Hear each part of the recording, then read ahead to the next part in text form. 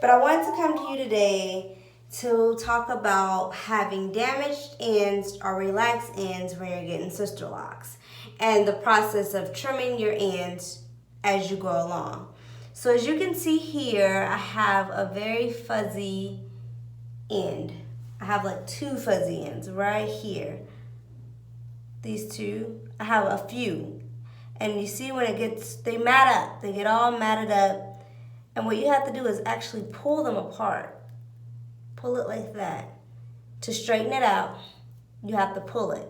Because if you don't, I have a few that they'll just start matting up together. Now your Loctician, like this one, it just matted all together. They'll just mat all together. And you don't want mats at the end of your hair. So your Loctician will have to repair that by pulling it. And it just gets matted because it's basically your locked hair, your hair that's getting locked. This is a perfect example right here. Your hair that's getting locked, all of this. And then you have that straight stringy hair that, gets tangled within the lock. So you have to pull it straight. Now this one, I told you about the fuzzy end. So what we're gonna do, what I do, is I pull it straight to get all the knot and madness out. And where it's locking at, right here, let me get close. So you can see there's that lock spot and then there's all that frizzy, crazy stuff. So I'm cutting it off. I'm gonna cut right here where it was frizzy and I left all the other.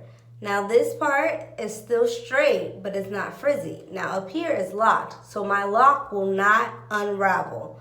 Now that's the thing about when you're cutting your relaxed ends or your damaged ends, you don't want it to unravel the lock. Now I've been locked for a year now, and so up here it's very thick and locked, but my ends and at the bottom it's still new. So you have to know where to cut it at. So it's not gonna unravel because this piece right here is still straight. Oh, this is still straight. So over time I'll go back and cut that. Now this is another one that I just pulled out. You pull it straight. You wanna get all that out. And you see right here is where I'm gonna cut because you see it's starting to lock and right in here is where it starts getting matted and disgusting. So you're gonna cut. So it won't tangle up in your hair, just cut. Just cut all that was all tangled up. So of course I'm gonna lose some of these cute curls, but at the end of the day, I don't want my hair to be a mat ball. And as you can see, that's what they're starting to do. They're starting to just mat together. All of this right here, it starts to get matted and tangled, and that's not what you want. That's not cute at all. You want them to lock without being tangled to each other. So you have to definitely go through your hair and just find those ugly pieces and straighten them out. And just give them a nice little trim. Just trim those ends off. So I have some on this side that I'm going to be trimming. This, I'm going to pull it straight. Because you want to pull it straight. You see this big old tangle? You pull the tangle. You pull it. You try to pull it out. And then you get it where it's really matted and stuff, and you just trim it. Because you don't want that straight hair. You see, this is the straight hair that was damaged. It gets matted and tangled into your lock. So with you having relaxed ends, it's important to go through your hair, and you might have to do a slight trim. And like I said, I've been locked for a year, and over the time, I've just done a slight trim. I got a retight on July the 5th. Today is the 15th. So it's been a while. And sometimes I have my Loctician do it, but I got out late that day, and so I was kind of like, I'll just go home and I know what to trim. And just do my own slight trim. So yeah, some of the curly cues are gonna be gone, like this one. But if it's matted like this, I don't want it in my hair. I don't want anything matting and frizzing up in my hair that's gonna cause tangles like that. You don't want that in your hair. So when you have relaxed ends, if you decide to keep your relaxed ends or keep your straight ends, just keep in mind that you will have to trim it over time. So it is up to you if you want to trim before you get your hair locked or during the locking process. I trimmed a lot off before I got my hair locked, but it was just so many split ends and dead ends, and I mean, I knew I was still gonna have to trim over time. So it worked out for me. I don't mind. I know exactly what to cut off. You know, it doesn't bother me because I don't want raggedy, matted ends trying to, you know, mix in with my hair. So, and like I said, my hair, it grows. Like with Sisterlocks, I've heard a lot of people saying, and I've witnessed it for myself, your hair grows. So I don't really feel like I'm losing a lot of length by cutting the ones that need to be cut off. And it's a lot of this pretty much the straight ends, the dye and all of that. I'm pretty much gonna over time just end up cutting it off, but that's okay because as you can see, I'll show you a really good lock too. And I still have locks that are still slowly trying to get thick. This is a really good lock right here. You can see where it's thick up here, but it gets thin right there. You can see where they're locking and where they're thin at. So this end, like this one, if I cut it, I'm literally gonna just cut like a little piece like this. That's it. Just slightly cut it because again, I don't want any of this to unravel because it's gonna lock over time. But if I cut right here, it's not gonna go anywhere. This is pretty much where she left it loose at anyway. The curls are loose curls. They're loose, my natural pattern. So I'll just cut some of the curl like right in here and leave the other end loose. And then when it gets locked some more like this one, I'll just find a little piece and just start cutting it. So definitely, ladies, it's okay to do it with relaxed hair or straight ends. Me, I went to the Dominicans every 2 weeks faithfully to get my hair straightened, and so that caused me to have heat damage on my ends, which is okay. You can still lock your hair, but you will have to cut over time if you decide to leave those dead ends on your hair. It's fine, you know, but over time you will have to cut it. And I mean, I feel like my hair is really full, so even when I cut those dead ends off or matted ends off, it'll still look pretty good. So just give me some feedback if you struggle with having those straightened ends or struggle with cutting it or, you know, question about it. Just let me know and I don't mind helping you. And I have one in the front that's really bothering me that I'm going to get rid of too. But I'll definitely come back and show you like this one. All of this is locked, but you see the straightness. You can see the difference. So I am going to cut a little bit of this off because this is just straight here. It ain't curling up. It ain't doing too much of anything. So it can continue to lock all down the hair. So I am going to come back after I cut a lot of these dead ends off and show you how much I've cut off. And comment, like, and ask me any questions you want. All right, I cut some hair, and I'm going to show you what hair I cut. So, let's go. And so, it still doesn't look that bad. I don't seem like I really cut that much, but look at this. No more tangles. Look at that. No more tangles.